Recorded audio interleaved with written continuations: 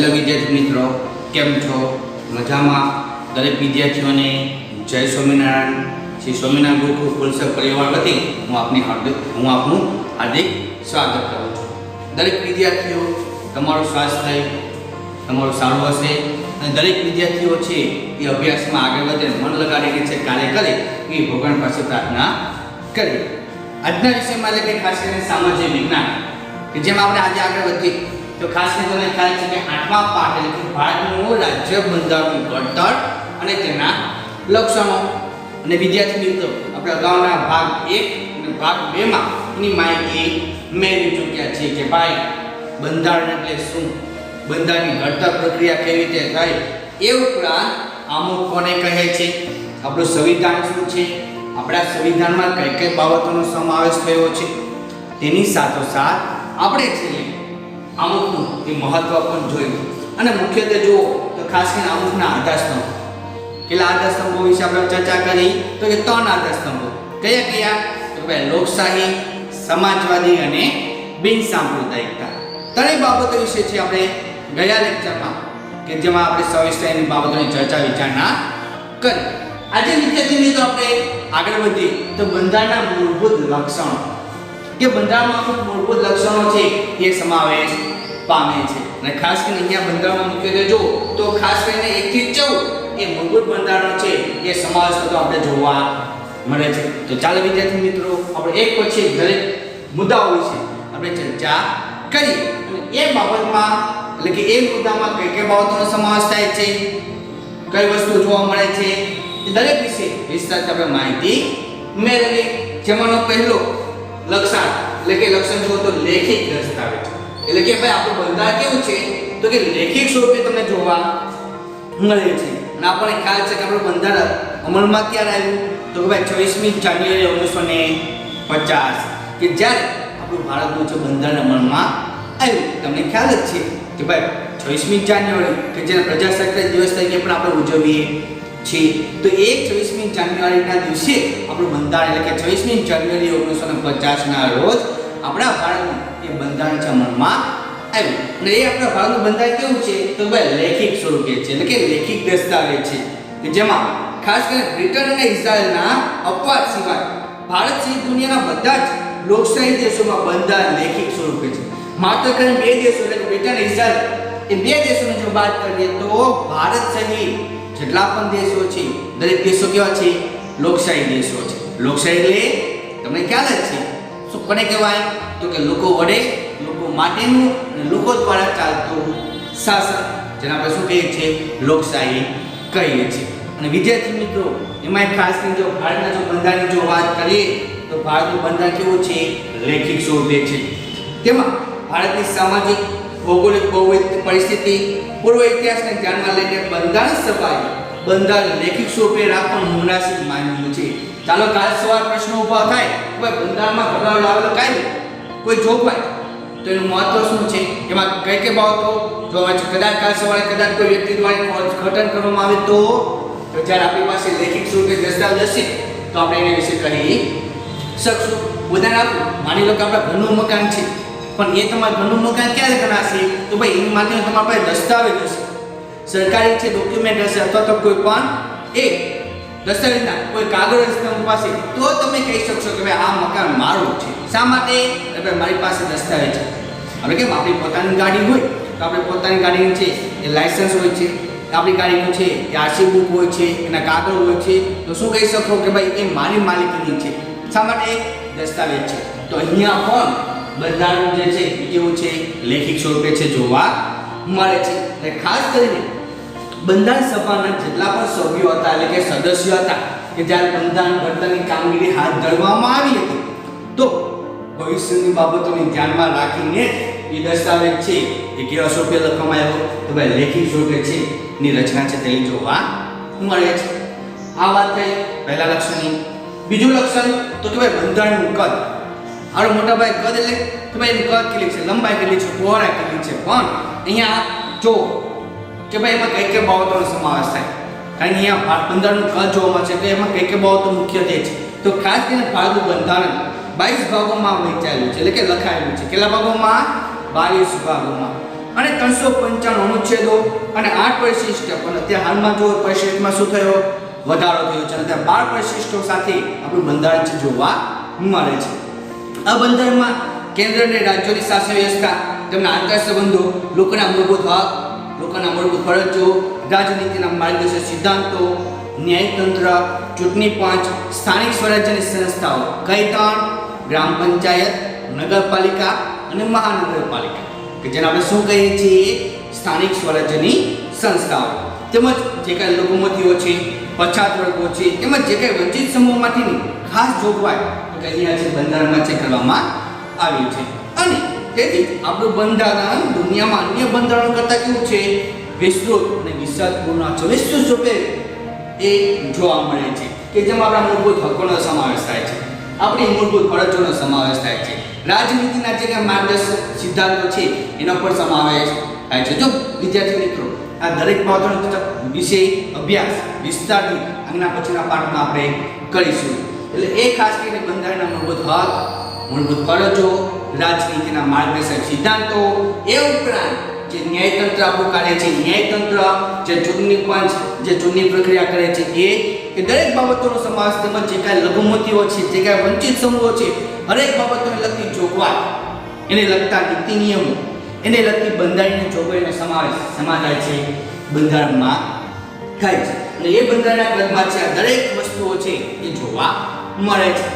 ત્યારબાદ આવીએ બીજું લક્ષણ, તો ભાઈ એક જ નાગરિક તત્વ, એટલે કે અમેરિકા જેવા દેશમાં દરેક વ્યક્તિ બેવનું નાગરિકત્વ ધરાવે છે. બે નાગરિકત્વ એને પ્રાપ્ત થાય છે, એક તો યુનાઇટેડ ઓફ સ્ટેટ્સનું અને જે રાજ્યમાં રહે છે એ રાજ્યનું પણ મળે છે. પણ ખાસ કરીને જો ભારતની જો વાત કરીએ તો ભારતમાં આપણને ખાલી એક જ નાગરિકત્વ મળે છે કે ભાઈ હું ભારતીય છું.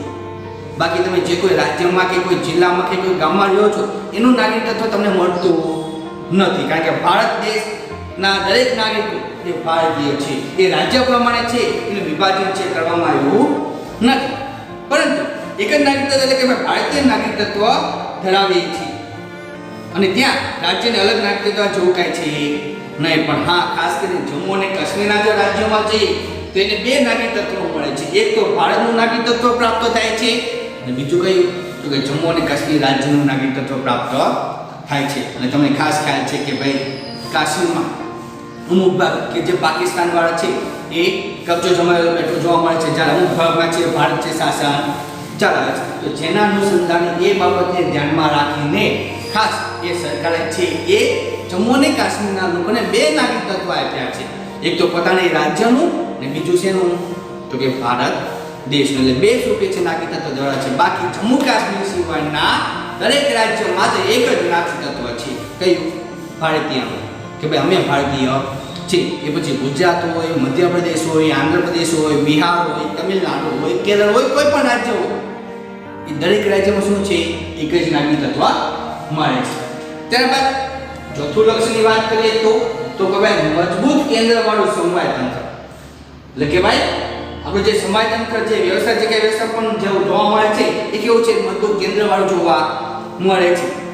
કે ભાઈ ભારતમાં ક્યાંય બંધારણમાં એ સમવાય એટલે કે ફેડરલ શબ્દનો ઉપયોગ થયો નથી.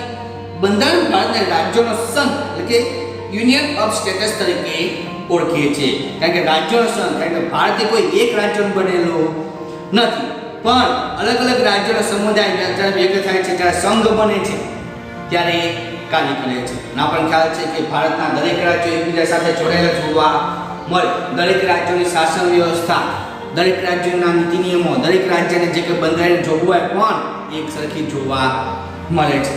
આમ ભારતીય એક સંઘીય રાજ્ય છે.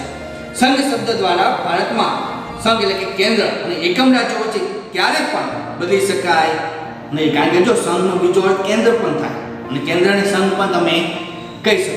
અને તમને ખ્યાલ છે કે તમે 8મા ધોરણમાં પણ ભણી ચૂક્યા છો કે જ્યારે દેશને આઝાદી પ્રાપ્ત થઈ ત્યારે અમુક રાજ્યને કે અમુક પ્રાંતને શું કહ્યું?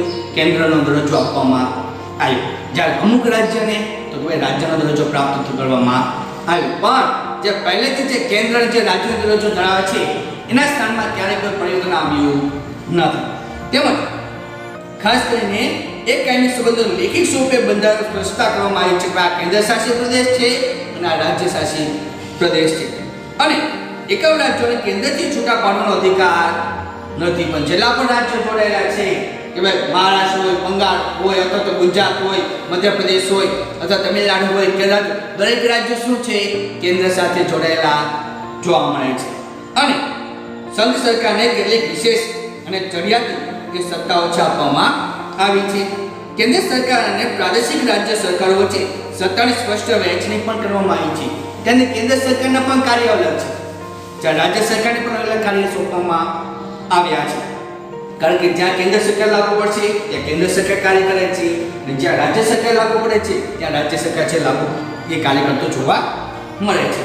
અને ખાસ કરીને કેન્દ્ર સરકાર અને પ્રાદેશિક રાજ્ય સરકારો વચ્ચે સત્તા સ્પષ્ટ વહેંચણી કરવામાં આવે છે. કેન્દ્ર સરકારે કઈ સત્તાઓ ભોગવવી અને રાજ્ય સરકારે કઈ સત્તાઓ ભોગવવી, જેથી રાજ્ય સરકાર પોતાના પ્રદેશ ઉપર પોતાના કાર્યક્ષેત્રના અનુસંધાને પોતાના કાયદાઓ કરી શકે છે, જ્યારે કેન્દ્ર અને રાજ્યો વચ્ચે સત્તાના વિભાજન થકી બંધારણમાં બક્ષવામાં આવેલ સત્તાઓ ભોગવે છે. કારણ કેન્દ્ર સરકાર દ્વારા જે કાંઈ કાયદા નીતિ નિયમો ઘડાય છે એ ક્યાં લાગુ પડે? માત્ર કેન્દ્રમાં. એ જ રૂપે જ્યારે રાજ્ય સરકારમાં જે કાંઈ કાયદા નીતિ નિયમો બહાર પાડવામાં આવે છે અથવા નવી જોગવાઈ કરવામાં છે એ ક્યાં લાગુ પડે? તો કે માત્ર રાજ્યમાં. ઉદાહરણ તરીકે આપણે ગુજરાત રાજ્ય છે, તો આપણે ગુજરાત રાજ્યની જે વિધાનસભા આવેલી છે ક્યાં આવેલી છે? અમદાવાદ. અને અમદાવાદમાં આવેલી ગાંધીનગરમાં આવેલી આપણી વિધાનસભા કે જ્યાં દરેક પ્રકારના નીતિ નિયમો કાયદાઓ છે કે જે ગુજરાત રાજ્ય માટે ઘડવામાં આવે છે. તો એ નીતિ નિયમો, એ કાયદા કાનૂન, એ જોગવાઈ ક્યાં લાગુ પડે છે? તો કે ભાઈ માત્ર છે ગુજરાતમાં લાગુ પડે છે, તે બાકીના બીજા કોઈ રાજ્યમાં લાગુ પડતું નથી. તેમજ સમયતંત્રમાં તટસ્થ, નિષ્પક્ષ અને સ્વતંત્ર એવું ન્યાયતંત્ર પણ છે. તમને ખ્યાલ છે સરકારના મુખ્ય અંગો કેટલા છે? 3: ધારાસભા, કારોબારી અને ન્યાયતંત્ર. એમાં એ સરકારના 3 અંગોમાં ત્રીજું અંગ એટલે કે ભાઈ ન્યાયતંત્ર કેવું છે? સ્વતંત્ર છે, નિષ્પક્ષ, એ ક્યારે કોઈ પક્ષનો સહારો લેતું નથી, અને એકીકૃત વ્યવસ્થા જોવા મળે છે કે ભાઈ ગ્રામ પંચાયતથી માંડીને છેક સર્વોચ્ચ અદાલત સુધી તમે જો 8મા ધોરણમાં ભણી ચૂક્યા છો ન્યાયતંત્ર વિશે, કે જેમાં નીચેના સ્થાને જો તો ગ્રામ પંચાયત, એની ઉપર આવતો તાલુકા પંચાયત, એની ઉપર આવતો જિલ્લા ન્યાયતંત્ર, એ ઉપરાંત ઉપર આવતો ગુજરાત સ્ટેટ લેવલે કે ખાસ કરીને રાજ્ય લેવલે જો તો વડી અદાલત, અને ચાર ઉપર છે સર્વોચ્ચ અદાલત. પણ ન્યાયની પ્રણાલી કેવી છે? એક સરખી જોવા મળે છે. કેન્દ્ર અને રાજ્ય વચ્ચે સત્તાના અને કાર્યોના વિભાજનના સંદર્ભે કોઈ મડાગા કે ઊભી થાય તો બંધારણનું અર્થઘટન કરી તેને નિરાકરણ લાવવાની કામગીરી કરે છે. માની લો કે કેન્દ્ર સરકાર અને રાજ્ય સરકાર વચ્ચે કંઈક પ્રશ્ન ઊભો થાય છે, કોઈ બંધારણને કાયદા લગતો, જોગવાઈ લગતો, તો બંધારણનું અર્થઘટન કરી ન્યાયતંત્ર શું કરે છે? તો કે ચોક્કસ ન્યાય છે આપવાની કામગીરી કરે છે. અને ખાસ કરીને જો તો કેન્દ્ર સરકારની અને રાજ્ય સરકારની કાર્યની સોંપણી પણ અલગ અલગ કરવામાં આવી છે. જો નીચે પાઠ્યપુસ્તકો તમને આપેલું છે, મુખ્યત્વે 3 બાબતો કે ભાઈ કેન્દ્ર સરકારની યાદી, બીજું છે રાજ્યોની યાદી, અને ત્રીજું છે સંયુક્ત યાદી. સંયુક્ત યાદી એટલે શું? તો ભાઈ જેમાં કેન્દ્ર સરકાર અને રાજ્ય સરકાર બંનેને સાથે મળીને છે કાર્ય કરવાનું રહે છે. કેન્દ્રની યાદીમાં જોઈએ તો એ કેન્દ્રની યાદીમાં કુલ 97 જેટલા વિષયોનો સમાવેશ થાય છે. જ્યાં મુખ્ય બાબતો જોઈએ તો ખાસ કરીને સંરક્ષણ, વિદેશી બાબતો, અણુશક્તિ, નાણું, વીમો, બેન્કિંગ, ટાટપાટ વગેરે સેવાઓનો લાભ કે જે કાર્ય કોણ કરે છે? કેન્દ્ર સરકાર કરે છે. અને તમને એ પણ ખાસ ખ્યાલ છે કે કાયદો કરવાની સંપૂર્ણ સત્તા કોની પાસે છે? કેન્દ્ર સરકાર પાસે છે. કારણ કે તમને ખ્યાલ છે સંસદ, અને સંસદ ક્યાં આવેલું? દિલ્હીમાં. તો સંસદ કે જે શેમાં આવે છે? કેન્દ્ર સરકારના સત્તામાં આવે છે. તો જેના અનુસંધાને જે કંઈ કાયદાઓ, નીતિ નિયમો ઘડાય છે, વનાસ્ત્ર ઘડાય છે, કેન્દ્ર સરકારના હસ્તક ગણાતું હોય છે. બીજી યાદી જોઈએ તો કે ભાઈ રાજ્યોની યાદી, કે ભાઈ રાજ્યની યાદીમાં કઈ કઈ બાબતોનો સમાવેશ થશે? તો કે જેમાં 66 વિષયોનો સમાવેશ કરવામાં આવ્યો છે. કેટલા? 66 વિષયો. અહીંયા જો મુખ્ય અમુક એ વિષયોની વાત કરે છે કે જેમાં ખાસ કરીને કાયદોની વ્યવસ્થા, શિક્ષણ, સ્થાનિક સ્વરાજ્યની સંસ્થાઓ કઈ? તો ગ્રામ પંચાયત, નગરપાલિકા અને મહાનગરપાલિકા. એ ઉપરાંત કૃષિ, સિંચાઈ, આરોગ્ય, ભૂમિ, રાજ્યોની જે આંતરિક વેપાર વાણિજ્યની જે કંઈ સેવાઓ છે એ દરેક વસ્તુનો સમાવેશ થાય છે. અને હા, દરેક રાજ્યમાં ધારાસભા એટલે કે વિધાનસભા ગૃહ પણ આવેલું છે, કે જે વિધાનસભા ગૃહમાં એ રાજ્યને લગતા જ નીતિ નિયમો, કાયદા કાનૂન છે બનાવવામાં આવતા હોય છે એ વિધાનસભા દ્વારા કાયદામાં સુધારો કરી નવો કાયદો પણ કરી શકે અથવા તો એ કાયદાને રદબાતલ પણ કરાવી શકે, પણ જેનો અમલ માત્ર ક્યાં થશે? પોતાના રાજ્યમાં, બાકીના બીજા કોઈ રાજ્યમાં તેનો અમલ થતો નથી. એ ઉપરાંત રાજ્યની સંમતિ સાથે રાજ્યની મરજી વિરુદ્ધ જઈને કેન્દ્ર તે રાજ્યમાં કેન્દ્રીય અનામત પોલીસ દળોને મોકલી શકે છે. માની લો કે એવું થાય, ઉદાહરણ તરીકે ભાઈ ગુજરાત રાજ્યમાં શાસન વ્યવસ્થા બગડી છે કે ભાઈ લોકો દ્વારા છે અથવા તો ખાસ કરીને એ રાજ્ય સરકાર દ્વારા છે સત્તા છે સંભાળવા મુશ્કેલી ઊભી થાય, કોઈ કાયદા કાનૂનનો ભંગ થતો હોય, કોઈ ગુના સર્જાય, તો એવા સમયે તાત્કાલિક કેન્દ્ર સરકારે પોતાની જવાબદારી ઉઠાવી લે છે. ત્યાં કેન્દ્ર સરકારનું શાસન લાગુ થઈ જાય છે અને એ સમયે રાજ્ય સરકાર મંજૂરી આપે અને સંમતિ હોય તો પણ ભલે, સંમતિ વગર પણ કેન્દ્ર સરકાર દરેક પ્રકારની નીતિ નિયમો અને કડક એ કાયદાની જોગવાઈ છે લાગુ કરી શકે છે. કારણ કે આપણે ખ્યાલ છે ભલે બે વિભાગ પડે, કેન્દ્ર સરકાર અને રાજ્ય સરકાર, પણ સૌથી વધુ સત્તા છે કોની? તો ભાઈ કેન્દ્ર સરકારની ગણાય છે. ત્યારબાદ વાત કરીએ તો ભાઈ કટોકટી વેળાએ એકતંત્રી વ્યવસ્થા કે જેમાં આગળ મુદ્દો જોઈએ કે ભાઈ શેષ સત્તાઓ કે અમુક એવી સત્તાઓ છે કે જે વિષયોમાં કેન્દ્ર અને રાજ્યો વચ્ચે સત્તાની સ્પષ્ટ વહેંચણી થાય નથી, તો તે વિષયોમાં સમાવેશ શેષ સત્તાઓમાં કરવામાં આવે છે. અને આ વધારાના વિષયો કે શેષ સત્તાઓ કાયદો ઘડવાની કે તેમાં ફેરફાર કરવાની સંપૂર્ણ સત્તા કેન્દ્ર સરકારને છે. જો એવા ઘણા બધા વિષયો છે કે જે શેષ સત્તામાં આવે છે તો એની સ્પષ્ટ વહેંચણી કરવામાં આવી નથી. ભાઈ કેન્દ્ર સરકારે કાર્ય કરવું કે પછી રાજ્ય સરકાર, પણ હા એ બાબતો ઉપર એ વિષય ઉપર કાયદા કાનૂન ઘડવાની સત્તા કેન્દ્ર સરકારની છે. શા માટે? તો ભાઈ કેન્દ્ર સરકાર છે સર્વોપરી છે. ભારતમાં કેન્દ્ર અને રાજ્યો વચ્ચે નાણાકીય સાધનોની પણ વહેંચણી કરવામાં આવે છે, જેમાં ખાસ કરીને જો તો કે ભાઈ અબકારી જકાત, આય વિકાસ જકાત, આવકવેરો વગેરે વધુ આવક કે જેમાંથી આવક શું મળે છે? વધુ મળે છે. તે આવકો જેમાં વધુ મળે છે એ બાબતો કોને સોંપવામાં આવી? તો ભાઈ કેન્દ્ર સરકારના હાથમાં સોંપવામાં આવી. અને જ્યારે વેચાણ વેરો, કોઈ મનોરંજન વેરો, કોઈ મહેસૂલ વેરો, કોઈ શિક્ષણ વેરો કે જેમાં આવકનું પ્રમાણ કેવું છે? ઓછું છે. અને એ ઓછી આવકો ધરાવતો વિભાગ એટલે કે એ સાધનો કે જે રાજ્યોને ફાળવવામાં આવ્યા છે કે જેના અનુસંધાને છે એ રાજ્યોએ છે વારંવાર કેન્દ્ર સરકાર પાસે ગ્રાન્ટ મેળવવી પડે છે. શા માટે? કે ભાઈ પોતાના રાજ્યનો વિકાસ કરવા માટે. અને રાજ્યના વિકાસ માટે થઈને છે એ વધુ એ પૈસાની જરૂર પડે અને પૈસાની મદદ પણ પૂરી પાડે છે. ભાઈ કેન્દ્ર સરકાર ગ્રાન્ટ પાડે છે, વસ્તુ પૂરી પાડે. પછી શિક્ષણ વિભાગ હોય, આરોગ્ય વિભાગ હોય, કૃષિવાડી ખાતું હોય, કોઈ પણ વિભાગ હોય કે જેમાં કેન્દ્ર સરકાર છે સાથ સરકારને મદદ પૂરી પાડે છે. ત્યારબાદ મુખ્યત્વેનું પાંચમું લક્ષણ જોઈએ તો ભાઈ કટોકટી વેળા એકતંત્રી વ્યવસ્થા. આપણને ખ્યાલ છે કટોકટી ક્યારે સર્જાશે? કાં તો મોટી આપત્તિ સર્જાશે ત્યારે, અથવા કોઈ યુદ્ધ જેવી ભયાનક સમસ્યા જ્યારે ઊભી થાય છે ત્યારે એ કટોકટી છે એ સર્જાતી જોવા મળે છે. ત્યારે એકતંત્રી વ્યવસ્થા કે આખા ભારત દેશમાં એક સરખું શાસન છે એ લાગુ પાડવામાં આવતું હોય છે. એમાં ખાસ કરીને જો વાત કરીએ ત્રણ પ્રકારની કટોકટી સર્જાય છે. જો અહીંયા ત્રણ પ્રકારની વાત કરે છે. પહેલી બાબત તો ભાઈ યુદ્ધ, બાહ્ય આક્રમણ કે સશસ્ત્ર બળો જેવા સંજોગોમાં રાષ્ટ્રની સલામતી જોખમાય એવી પરિસ્થિતિમાં દેશમાં સલામતી વિશે કટોકટી જાહેર થાય છે. માની લો કે કોઈ યુદ્ધ થાય છે અથવા કોઈ બાહ્ય આક્રમણ એટલે કે બીજા દેશો દ્વારા આક્રમણ કરવામાં આવતું હોય, અથવા સશસ્ત્ર બળો એટલે કે સશસ્ત્ર સાથે ભારતના લોકો છે બળો સરકાર સમક્ષ કરે, તો આ ત્રણ બાબતોમાં છે સરકાર પોતાના રાષ્ટ્રને એ જોખમાય નહીં, મુશ્કેલી ન આવે એ માટે એને સાચવવા માટે થઈ એ પરિસ્થિતિને સલામતી માટે થઈ એ કટોકટી જાહેર કરે છે. બીજી બાબત તો કે રાજ્યમાં કાયદો અને વ્યવસ્થાની પરિસ્થિતિ પડી ભાંગી હોય અથવા બંધારણની જોગવાઈ અનુસાર રાજ્યની સરકાર ચાલી શકે એમ ન હોય ત્યારે કેન્દ્ર સરકાર બંધારણીય કટોકટી જાહેર કરી શકે છે, ત્યાં રાષ્ટ્રપતિ શાસન રાજ્ય લાગુ પડે છે.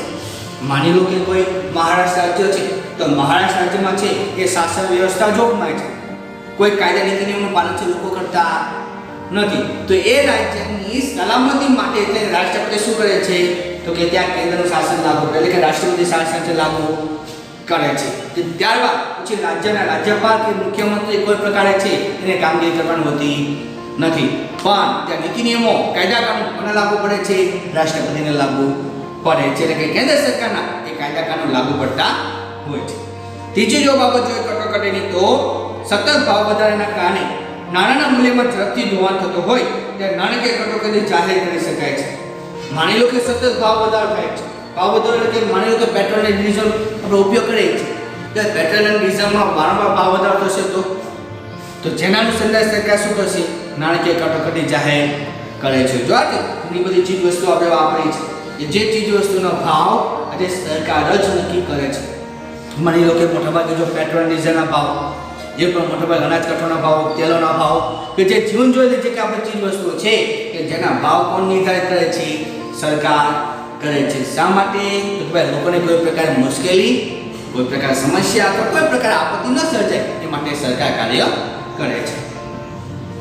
ત્યારબાદ જોઈએ છઠ્ઠું લક્ષ્ય એટલે કે દ્વિગૃહી પ્રથા. દ્વિગૃહી પ્રથા એટલે બે શાસન વ્યવસ્થા, એટલે લોકો દ્વારા ચૂંટાયેલા પ્રતિનિધિઓમાંથી જ બનેલી લોકસભા છે. કારણ કે જો આપણે સરકારના તરંગો જોઈએ તો ભાઈ ખાસ કરીને ધારાસભા, કારોબારી, ન્યાય કેન્દ્ર, અને એમાં ધારાસભામાં જો તો લોકસભા અને રાજ્યસભા છે. ભાઈ લોકસભાના જે પ્રતિનિધિઓ બને છે શેમાંથી બનશે? તો કે ભાઈ ચૂંટાયેલા જે ધારાસભ્યો છે એ ધારાસભામાંથી જ આખી લોકસભા ઊભી થતી જોવા મળે. તમને ખ્યાલ છે કે ભાઈ આપણે ચૂંટણી ક્યારે થાય? તો ભાઈ દર 5 વર્ષે આપણે ચૂંટણી થાય છે. ને દર 5 વર્ષે જે ચૂંટણી થાય એ પછી ભાજપ આવે, કોંગ્રેસ આવે, કોઈ પણ એ પક્ષ આવે છે, જે પક્ષની બહુમતી હોય એ પક્ષ શું કરે છે? સરકાર રચે છે. અને લોકસભામાં સાચી સત્તા સ્થપાયેલી છે. કારણ કે લોકશાહી દેશ છે. લોકશાહી એટલે લોકો વડે, લોકો માટેનું અને લોકો દ્વારા ચાલતું શાસન. અને ખાસ કરીને તમને એ પણ ખ્યાલ છે કે સંસદમાં 2 ગૃહો છે. કેટલા ગૃહો છે? 2 ગૃહો છે. જેમાં ઉપલું ગૃહ એટલે કે રાજ્યસભા, જ્યારે સંસદનું નીચલું ગૃહ એટલે કે લોકસભા. પ્રધાનમંત્રીની રચના સંસદ સભ્યોમાંથી કરવામાં આવે છે. કે ચાલો ભાઈ વડાપ્રધાન ચૂંટાઈ ગયા તો વડાપ્રધાન બાદ એની નીચે કાર્યકર્તા જે કાંઈ મુખ્ય પ્રધાનો છે એની પસંદગી પણ કોણ કરે છે? તો કે સંસદ દ્વારા એટલે કે લોકસભામાં જ કરવામાં આવે છે. અને પ્રધાનમંડળ એ સંસદને જવાબદાર છે. એટલે કે એના નીચે કાર્યકર્તા જે કાંઈ મંત્રીમંડળો જે કાંઈ કામગીરી કરે છે જવાબદાર કોને છે? વડાપ્રધાનને હોય છે. અને પ્રધાનમંડળ લોકસભાનો વિશ્વાસ ધરાવે ત્યાં સુધી સત્તા ઉપર રહી શકે છે. કે લોકોનો જો વિશ્વાસ હશે, લોકોનો જો ટેકો હશે તો જ એ સરકાર ચલાવી શકે છે. બાકી જો લોકોનો સાથ સહકાર ન મળે, લોકોનો જો વિશ્વાસ ન હોય તો સરકાર રાતોરાત છે પડી જતી અથવા તો એ બધાય જતી આપણને જોવા મળે છે. એ ઉપરાંત સંસદીય સરકારે સંયુક્ત જવાબદારીના સિદ્ધાંત ઉપર કામ કરે છે. કારણ કે સંસદીય જે આપણી સરકાર જે છે કે ભાઈ લોકસભા અને રાજ્યસભા સંયુક્ત સ્વરૂપે છે કાર્ય કરતી જોવા મળે છે. તમને ખાસ ખ્યાલ છે કે ભાઈ લોકસભામાં કોઈ પણ ખરડો પસાર થાય તો એ ખરડો પછી રાજ્યસભામાં પણ પસાર કરવામાં આવતું હોય છે. અને જ્યારે બંનેની મંજૂરી હોય ત્યારે છે ખરડો આગળ છે વધતો જોવા મળે છે. તેમજ પ્રધાનમંડળમાં અત્યંત મહત્વના નિર્ણયો લેવાતા હોય છે. અને કેન્દ્રમાં જો તો રાષ્ટ્રપતિના નામે તથા રાજ્યમાં રાજ્યપાલના નામે વહીવટ ચાલતો હોવા છતાં ખરેખર સત્તા કેન્દ્રમાં જો એટલે કે સંસદમાં જો તો કોણ હાથમાં હોય છે? તો કે રાષ્ટ્રપતિની બધી સત્તા વડાપ્રધાન ભોગવતો હોય છે. એ સ્વરૂપે દરેક રાજ્યના રાજ્યપાલની દરેક પ્રકારની સત્તાઓ પણ ભોગવે છે? તો કે એ રાજ્યના મુખ્યમંત્રી છે ભોગવતા હોય છે. અને ખાસ કરીને રાજ્યનું પ્રધાનમંડળ રાજ્યની વિધાનસભાને જવાબદાર હોય છે. માનો કે રાજ્યમાં મુખ્યમંત્રી છે, બરાબર, તો મુખ્યમંત્રી નીચે કાર્ય કરતા જેટલા પણ પ્રધાનમંડળો છે એટલે કે મુખ્યમંત્રીની નીચે કાર્ય કરતા જેટલા મંત્રીમંડળો છે એ કોને જવાબદાર હોય છે? મુખ્યમંત્રીના. શા માટે? મુખ્યમંત્રી જેમ કહેશે એ પ્રકારના મંત્રીમંડળને કાર્ય કરવાનું રહે છે. અને લોકસભા એક કાયમી ગૃહ નથી. કારણ કે આપણે ખબર છે કે દરેક ગૃહની ખાસ કરીને જો તો લોકસભાની જો વાત કરીએ તો લોકસભામાં દરેક સભ્યોની સત્તા કેટલા સમય માટેની? 5 વર્ષ માટે છે. એટલે કે લોકસભાના દરેક સભ્ય 5 વર્ષ સુધી સત્તાઓ પર રહી શકે છે. જ્યારે રાજ્યસભામાં સભ્યો રાજ્યોની વિધાનસભામાં ચૂંટાઈને આવેલા ધારાસભ્યો ચૂંટે છે અને તેઓ જે તે રાજ્યનું પ્રતિનિધિત્વ કરે છે. ભાઈ દરેક રાજ્યમાંથી, કારણ કે રાજ્યસભામાં જે સભ્યોની પસંદગી થાય છે કઈ રીતે થાય? તો ભાઈ દરેક રાજ્યમાંથી પ્રતિનિધિઓ આવે છે અને એ પ્રતિનિધિઓથી બનેલી રાજ્યસભા જોવા મળે છે. પણ એ રાજ્યસભામાં વિવિધ ક્ષેત્રના નિષ્ણાત એવા અનુભવી એવી 12 વ્યક્તિઓની સભ્ય તરીકે પસંદગી રાષ્ટ્રપતિ કરે છે. એટલે કે રાજ્યસભામાં જેટલા સભ્યો છે એ સભ્યોમાં ખાસ કરીને 12 સભ્યોની પસંદગી જો એ કોણ કરે છે? રાષ્ટ્રપતિ કરે છે. રાજ્યસભા એક કાયમી ગૃહ નથી. કારણ કે રાજ્યસભા એક કાયમી ગૃહ નથી ગણાતું. કારણ કે તેના 1/3 સભ્યો દર 2 વર્ષે નિવૃત્ત થાય છે.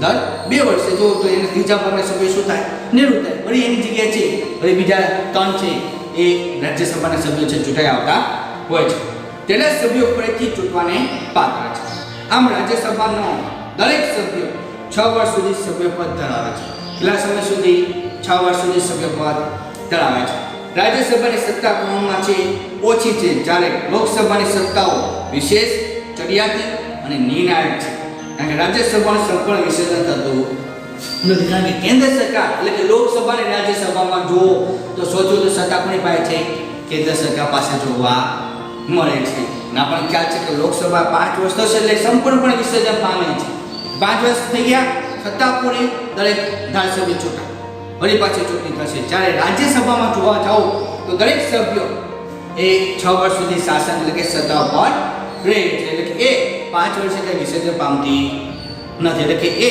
ક્યારે વિસર્જન પામતો નથી એ કારણ બધા સભ્યો ક્યારે છૂટા થતા નથી દર 2 વર્ષે બીજા ભાગના સભ્યો છૂટા થશે વળી બીજા 3 સભ્યો આવશે વળી 3 છૂટા થશે વળી બીજા 3 સભ્યો પસંદગી પામે એટલે એ સંપૂર્ણપણે એ વિસર્જન પામતી હોતી નથી આ વાત થઈ આપણે ખાસ કરીને એક દ્વિગુહી પ્રથા ત્યારબાદ 7મું લક્ષણ આપણે જોઈએ તો સ્વતંત્ર નિષ્પક્ષ અને એકીકૃત ન્યાયતંત્ર શું છે સ્વતંત્ર નિષ્પક્ષ અને એકીકૃત ન્યાયતંત્ર કે જેમ બંધારણીય જોગવાઈ અનુસાર ભારતમાં સ્વતંત્ર નિષ્પક્ષ અને એક સૂત્રી ન્યાયતંત્રની સ્થાપના કરવામાં આવી છે કે ભાઈ ગ્રામ પંચાયતથી માંડીને સર્વોચ્ચ અદાલત સુધી જે ન્યાયની પ્રણાલી કેવી છે એક સરખી એટલે એકીકૃત ન્યાયતંત્ર તમને જોવા મળે અને તમને એ પણ ખ્યાલ છે કે સરકારના 3 જેમાં ખાસ કરીને એ ન્યાયતંત્ર કેવું છે સ્વતંત્ર છે એને ધારાસભા કે કારોબારી સાથે કોઈ લેવા દેવા નથી ધારાસભામાં જે કાંઈ કાર્ય થાય અથવા કારોબારીમાં જે કાંઈ કાર્ય થાય એમાં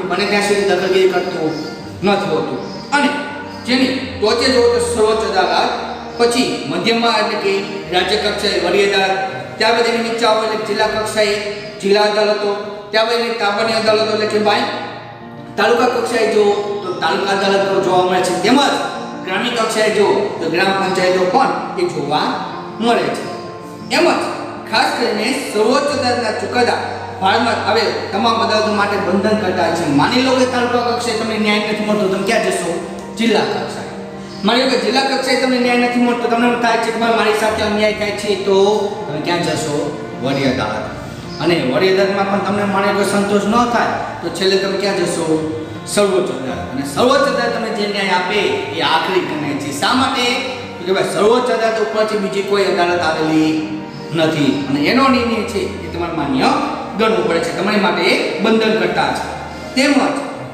સંઘ સરકાર અને રાજ્ય સરકાર વચ્ચે બંધાયેલી બાબતો કે કાયદાના અર્થઘટનો અંગે વિવાદ થાય તો તેના ઉકેલની અંતિમ સત્તા પણ સર્વોચ્ચ અદાલત છે માની લો કે કેન્દ્ર સરકાર અને રાજ્ય સરકાર વચ્ચે કોઈ પ્રશ્ન ઊભો થાય છે કોઈ મુશ્કેલી ઊભી થાય તો કોઈ બંધારણ કાયદા લગતી કોઈ અર્થઘટન થતું હોય તો એને નિર્ણય આપવાની અથવા તો ન્યાય આપવાની સત્તા કોની પાસે છે તો કે ભાઈ ન્યાયતંત્ર પાસે રહેલી જોવા મળે છે ન્યાયતંત્ર જે ન્યાય આપશે એ કેન્દ્ર સરકાર અને રાજ્ય સરકાર બંનેને છે માન્ય ગણવું પડે છે જ્યારે ન્યાયતંત્ર કે જે કારોબાર કેવું છે એકદમ સ્વતંત્ર છે કારોબારીના જે કાંઈ પ્રધાનમંડળ કે મંત્રીમંડળ જે કાંઈ કાર્ય કરે છે એમાં દખલગીરી કરતું નથી પણ બંધારણના રક્ષક અને માલિક તરીકે ન્યાયતંત્ર નાગરિકોના અધિકાર રક્ષણ કરે છે માની લો કે બંધારણમાં એટલે કે ખાસ કરીને જો સંસદમાં કોઈ એવો કાયદો કરે છે એટલે એ કાયદો લોકોને હિતમાં જ નથી લોકો માટે કોઈ ફાયદાકારક જ નથી લોકોને કોઈ લાભ જ નથી થતો તો અહીંયા સર્વોચ્ચ અદાલત એ કાયદાનું અર્થઘટન કરી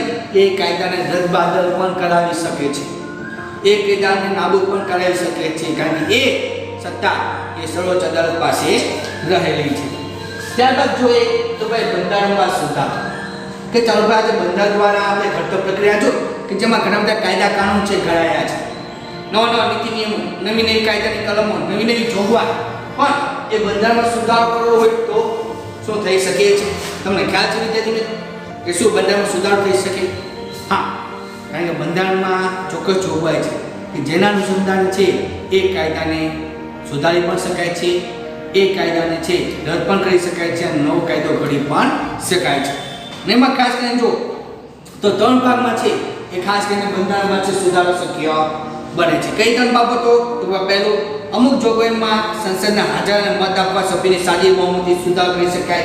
કે ભાઈ અમુક સામાન્ય બાબત છે કોઈ કાયદાની કલમમાં, તો એ કાયદાની કલમમાં સંસદના જેટલા સભ્યો હાજર છે એમાંથી જેટલા મત આપે છે એના અનુસંધાને છે સુધારો થઈ શકે છે.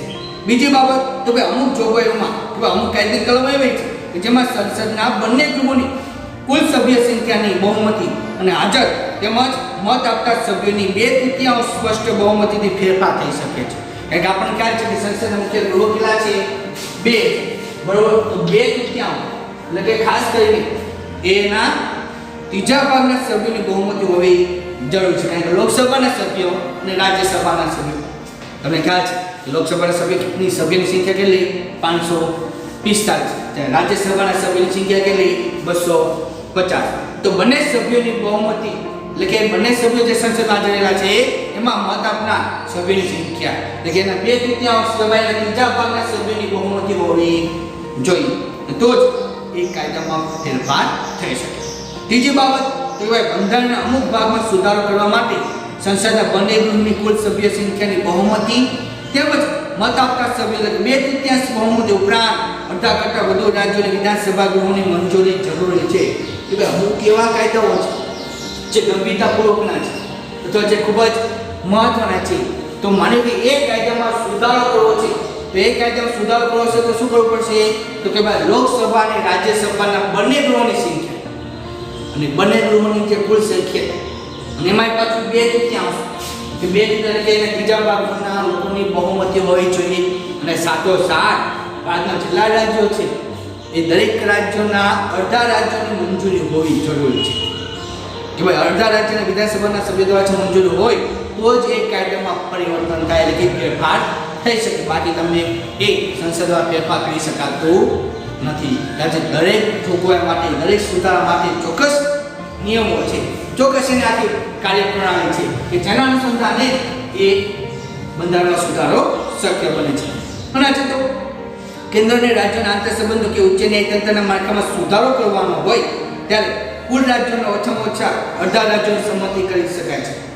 કારણ કે કેન્દ્ર સરકાર રાજ્ય સરકાર વચ્ચે કંઈક મતભેદ ઊભો થાય, કોઈ બંધારણીય કાયદાની કલમો હતો તો કોઈ સુધાર કરવાની જરૂર પડે તો દરેક રાજ્યો કરતાં અડધા રાજ્યોની બહુમતી એટલે કે એની સંમતિ હોવી જરૂરી છે. જો સંમતિ ના હોય તો એ કાયદામાં સુધારો થઈ શકતો નથી. તેમજ ન્યાયિક ચુકાદાના આધારે પણ સંસદ દ્વારા બંધારણમાં સુધારો કરવામાં આવે છે. બંધારણના મૂળભૂત માળખામાં ફેરફાર કરી શકાય નહીં. માની લો કે બંધારણ જે મૂળભૂત જે માળખું છે પહેલેથી જ તૈયાર થયેલું છે તો એ માળખામાં તમે સુધારો કરી શકતા નથી. તેમજ બંધારણની ઘણી બાબતોમાં સંસદની સાદી બહુમતીથી સુધારો કરી શકાતો હોવાથી બંધારણ સુપરિવર્તનશીલ અને લચીલું ગણાય છે. ભાઈ સાદી બહુમતી હશે તો અમુક બાબતોમાં છે ઝડપી સુધારો થઈ શકે. એટલા માટે બંધારણ કેવું છે? સુપરિવર્તનશીલ છે કે જ્યારે વ્યવસ્થા એવી ઊભી થાય તો એમાં છે સુધારો કરી શકે છે અને ખૂબ જ એ લચીલું ગણાય છે. પરંતુ કેટલીક બાબતોમાં બંધારણમાં સાદી બહુમતીથી સુધારો થઈ શકતો નથી. કારણ કે અમુક બાબત એવી હોય કે સાદી બહુમતી સુધારવામાં શક્ય બને નહીં. એમાં તો લોકસભા અને રાજ્યસભાના સભ્યોની બહુમતી પણ હોવી જોઈએ. ઉપરાંત જેટલા રાજ્યો છે દરેક રાજ્ય કરતાં અડધા રાજ્યોની પણ બહુમતીમાં હોવી જોઈએ. તેમજ ખાસ કરીને રાજ્યોના અનુમોદન વગર આજે સુધારો શક્ય ન હોવાથી તેના અંશે તે દુષ્કાળ છે. નામ બંનેનું મિશ્રણ ભારતીય બંધારણનું એક આગવું લક્ષણ છે કે જેમાં ખાસ કેન્દ્ર સરકાર રાજ્યની ભૂમિકા એ મુખ્ય ગણાય છે. ત્યારબાદ જો વાત કરીએ તો સાર્વત્રિક ઉદ્યોગી મતાધિકાર કે ભાઈ દરેક નાગરિકોને મત આપવાનો અધિકાર પ્રાપ્ત થાય છે. પણ જ્યારે ચૂંટણી આવશે ત્યારે મત ક્યારે આપી શકશે? તો કે જ્યારે એક વ્યક્તિની ઉંમર એ 18 વર્ષ કરતાં વધુ હોય તો 18 વર્ષ કરતાં વધુ હશે તો જ એ વ્યક્તિ છે મત આપી શકે છે. એટલે કે જેને આપણે શું કહીએ? પુખ્ત વય મતાધિકાર. પુખ્ત વય મતાધિકાર એટલે કે 18 વર્ષ કરતાં વધુ ઉંમર, એ પછી સ્ત્રી હોય કે પુરુષ હોય. અને આજે તો સાર્વત્રિક પુખ્ત વય મતાધિકાર એટલે કે ચૂંટણીમાં ભારતનો અથવા તો ભારતના કોઈપણ રાજ્યના કોઈપણ જિલ્લાના કોઈપણ ગામના અથવા કોઈપણ ક્ષેત્રમાં રહેતો વ્યક્તિ એ સ્ત્રી હોય કે પુરુષ એને મત આપવાનો અધિકાર મળે છે. એ કોઈપણ ધર્મ પાળે છે, હિન્દુ, મુસ્લિમ, શીખ, ઈસાઈ, પારસી, જૈન, યહૂદી, એને મત આપવાનો અધિકાર મળે છે. એ શિક્ષણ પામેલો હોય તો પણ ભલે, અભણ હોય તો પણ ભલે એને મત આપવાનો અધિકાર બોલે છે. એ પૈસાદાર હોય તો પણ બોલે અને ગરીબ હોય તો પણ બોલે, અને એને મત આપવાનો અધિકાર મળે છે. એટલે કે કોઈ પણ ધર્મ, કોઈ સમુદાય, કોઈ વર્ગ અથવા તો કોઈ જાતિના ભેદભાવ અથવા કોઈ શિક્ષણના ભેદભાવ સાથે એને મત અને વચ્ચે લાગી શકાતો નથી. એટલે ભારતના દરેક નાગરિકોને મત આપવાનો અધિકાર મળે છે, પણ મત આપવાની સાચી ઉંમર 18 વર્ષ છે. જો તમારા 18 વર્ષ પૂર્ણ થશે તો જ તમને મત આપવાનો અધિકાર મળે છે. એટલે કે તમને સ્વતંત્રપૂર્વક એ મતાધિકાર છે એ ઘોષિત કરવામાં આવે છે. જો ખાસ કરીને તમારા માતા પિતા પાસે ચૂંટણી કાર્ડ હશે, તમે ચૂંટણી કાર્ડમાં જોશો તો એ ચૂંટણી કાર્ડનો છે તમારો નંબર હશે, નામ, સરનામું, ઉંમર, જન્મ તારીખ, બધી વસ્તુ એ તમને અંદર જોવા મળશે. એટલે ખાસ કરીને એ સાર્વત્રિક મતાધિકાર જોવા મળે છે. ત્યાર બધું લક્ષણ કે ધર્મનિરપેક્ષતા એટલે કે બિન સાંપ્રદાયિકતા, કે જે આ અંગે આપણે ચર્ચા કરી ચૂક્યા છે. ખ્યાલ છે ને કે ભાઈ મુખ્ય અમુક નાદર્શન કે જેમાં બિન સાંપ્રદાયિક વિશે આપણે ચર્ચા વિચારણા કરી છે, કે જેમાં ખાસ કરીને ભારતીય બંધારણમાં સર્વધર્મ તરફ સમાન દ્રષ્ટિ અને સમાન આદર ભાવનો સ્વીકાર થયો છે. તમને ખ્યાલ છે કે ભારતમાં હિન્દુ, મુસ્લિમ, શીખ, ઈસાઈ, પારસી, જૈન, યહૂદી અલગ અલગ ધર્મ પાળનાર લોકો રહે છે, પણ ભારત સરકાર દરેકની સાથે સર્વધર્મ સમદૃષ્ટિ અનુસાર વર્તે છે. દરેકની માટે કાયદાની કલમો કેવી છે? એક સમાન છે. દરેક માટે જોગવાઈ, નીતિ નિયમો કેવા છે? એક સમાન છે. પછી ભલે કોઈ પણ ધર્મ પાળનાર વ્યક્તિ હોય, પણ ભારતનો નાગરિક છે તો નીતિ નિયમો, એ કાયદા કાનૂન, એ વ્યવસ્થાનું પાલન છે ને કરવું જરૂરી બને છે. તેમજ ખાસ કરીને જો વાત કરીએ તો રાજ્ય દ્વારા કોઈ પણ ધર્મનું ઉત્તેજન કે ટેકો નહીં, તેમજ રાજ્યને પોતાનો કોઈ ધર્મ કે સંપ્રદાય નથી. સાથોસાથ રાજ્ય તટસ્થ છે. ભારતીય બંધારણ ભૂમિ પક્ષપાત કે ધાર્મિક બાબતોથી પર છે. ભારત સરકાર ક્યારે તો કોઈ ધર્મના એના ધાર્મિક તહેવારોમાં છે કોઈ ટેકો આપતું નથી, કોઈ ગ્રાન્ટ આપતું નથી. એવું નથી કે ભારત એ હિન્દુ ધર્મને મદદ કરશે, એને ફાયદો આપવા, લાભ આપવા માટે કાર્ય કરશે અને બીજા કોઈ સમુદાય માટે કાર્ય નહીં કરે, એવું ક્યારે જોવા મળતું નથી. કારણ કે ભારત સરકાર માટે દરેક ધર્મ છે કેવા છે? એક સમાન છે. અને આપણે ખ્યાલ છે ભારત કેવો છે? બિન સાંપ્રદાયિક એટલે કે ધર્મનિરપેક્ષ.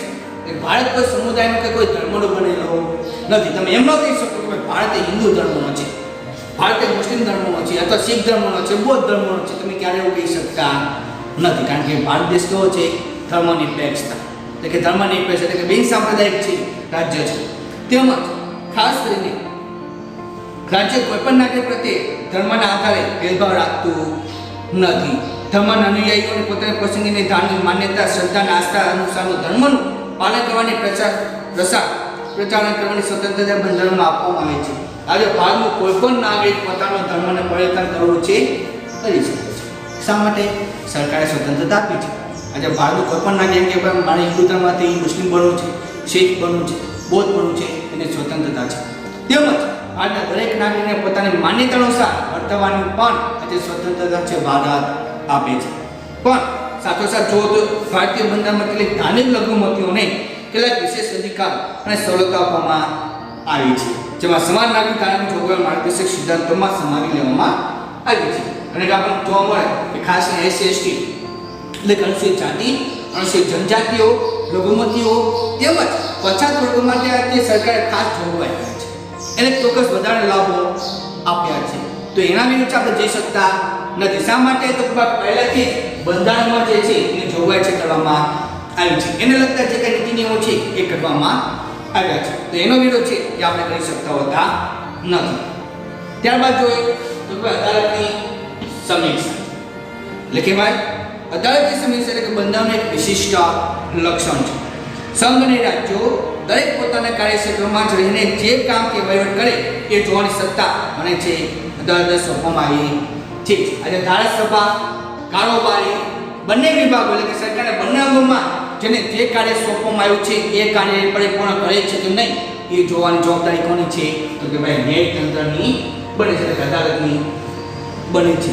પણ જ્યારે સંસદીય સત્તાઓને અવગણ્યા વગર અદાલતી સમીક્ષા વિશેના સિદ્ધાંતો વચ્ચે એક સુમેળ સ્થાપવાનો પ્રયાસ બંધારણમાં કર્યો છે. સંસદીય ધારાસભાઓએ ઘડેલા કાયદાઓ, બહાર પાડેલા આદેશો, વટહુકમો, અદાલતી ચુકાદાઓ, બંધારણીય સુધારાઓની સમીક્ષા કરવાની સત્તા આજે અદાલતને આપવામાં આવી છે. આજે જે કોઈ એ બહાર પડે હુકમો છે, બંધારણને મૂળભૂત જોગવાઈઓ છે કહે છે એ સુસંગત છે કે નહીં, એ બંધારણ લોકોના હિતમાં છે કે નહીં, એ જોવાની જવાબદારી કોની બને છે? તો કે અદાલતની બને છે. તેમજ આજે કોઈ પણ નાગરિક પોતાની સત્તાનો દુરુપયોગ ન કરે તો એ પણ જોવાની કામગીરી કોની છે? અદાલતની બને છે. અને આજે ખાસ કરીને ધારાસભા દ્વારા જે કંઈ કાયદાઓ છે કરવામાં આવે છે તો એ કાયદાઓનું પાલન કરવાની જવાબદારી પણ એ અદાલતની બધી જોવા મળે છે. ત્યારબાદ વાત કરીએ તો મૂળભૂત હકો અને ફરજો.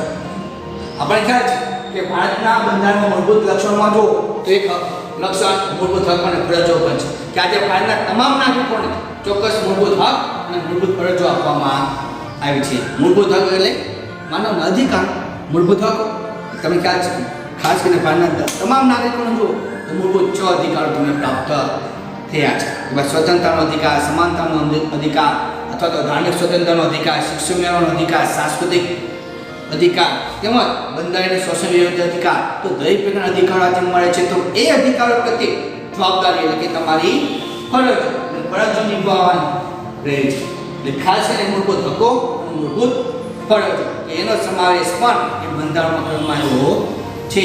એ ઉપરાંત ઘણી બધી એવી પણ બાબતો છે કે જે રાજનીતિના માર્ગદર્શક સિદ્ધાંતોમાં કે જેમાં સમાવેશ થાય છે. એટલે ખાસ કરીને ભારત જે લોકશાહી દેશ છે પણ એ લોકશાહી દેશમાં ભારતના તમામ નાગરિકોને ચોક્કસ અધિકારો આપવામાં આવે છે અને એ અધિકારો પ્રત્યે સભાનપૂર્વક દરેક નાગરિક પોતાની જવાબદારી નિભાવે એ જોવાનું કાર્ય કોનું છે? સરકારનું બને છે. ત્યારબાદ લક્ષ્ય જોઈએ તો કે ભાઈ રાજનીતિના માર્ગદર્શક સિદ્ધાંત કે ભાઈ લોકોના રક્ષણ સલામતીની સાથે કલ્યાણ સાધનનો પ્રયાસ આજે રાજ્ય કરવાનો છે. કારણ કે આખરે તેને શું છે તો ભાઈ માનવનું કલ્યાણ કરવાનું છે. શું? કારણ કે માનવનું જો કલ્યાણ થશે એટલે કે માનવનો જો વિકાસ થશે તો ગામનો વિકાસ થશે, ગામનો વિકાસ થશે તો ભાઈ તાલુકાનો વિકાસ થશે, તાલુકાનો વિકાસ થાય તો દરેક જિલ્લાનો વિકાસ થાય, દરેક જિલ્લાનો વિકાસ થાય તો દરેક રાજ્યનો વિકાસ થાય, દરેક રાજ્યનો વિકાસ થાય તો આખરે દેશનો વિકાસ થવાનો છે. પણ શરૂઆત ક્યાંથી કરવાની છે તો કે માનવના કલ્યાણ. કે ભાઈ માનવનું જો કલ્યાણ થશે, માનવ જો વિકાસ થશે તો જે પરિપૂર્ણ થશે. અને માનવના કલ્યાણ માટે થાય રાજ્યોની નીતિની ઘડતરમાં તેમજ રાજ્યના શાસનમાં રાજનીતિના માર્ગદર્શક સિદ્ધાંતોનો એ માર્ગદર્શન આપે છે કે રાજ્યને ચોક્કસ માર્ગદર્શન આપે છે. અને એ માર્ગદર્શન આપતા સિદ્ધાંતો શું કહેવાય તો કે ભાઈ રાજનીતિના માર્ગદર્શક સિદ્ધાંતો એને કહેવામાં આવે છે. ત્યારબાદ છેલ્લું લક્ષણની આપણે ચર્ચા કરી લઈએ કે પછાત વર્ગોને આદિજાતિ માટેની જોગવાઈ કે જેમાં સમાજના પછાત વર્ગો કે પછાત જાતિઓ કે એક વંચિત સમુદાયના ઉત્કર્ષ અને તેઓને સામાન્ય પ્રવાહમાં ભેળવવા માટે અને સક્ષમ બનાવવા માટે ભારતના બંધારણમાં એક વિશેષ જોગવાઈઓ કરવામાં આવી છે. કારણ કે આજે પણ આપણે ખ્યાલ છે કે ભારતમાં દરેક રાજ્યના દરેક ક્ષેત્રનો વિકાસ થયો નથી. આજે પણ ભારતના 100% વસ્તીમાં જોવા જઈએ તો 20 થી 25% અથવા 30% લોકો આજે કેવા છે? શિક્ષણ વગરના છે. દરેક પ્રકારના અધિકારો એ તેઓ ભોગવી શકતા નથી. દરેક જગ્યાએ છે તકો છે પ્રાપ્ત થતી નથી.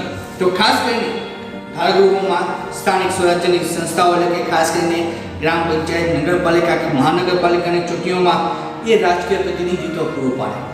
એ લોકો પણ આગળ વધે, એ પણ કોઈ સત્તા ઉપર આવે અને એ માટે અનામત બેઠકો ફાળવવામાં આવે છે. આજે કોઈ પણ સરકારી નોકરીઓમાં પણ શિક્ષણ સંસ્થાઓમાં પ્રવેશ માટે અનામત એ કટોકટી બેઠકો તેઓની વસ્તીના પ્રમાણમાં ફાળવીને સમાનતા આપે છે. આજે માની કે સરકાર છે એ 2000 છે કોઈ શિક્ષકોની ભરતી બહાર પાડે છે તો એમાં ખાસ કરીને ઓબીસી માટેની જગ્યા, એસસી માટેની જગ્યા, એસટી માટેની જગ્યા અને ખાસ કરીને જો તો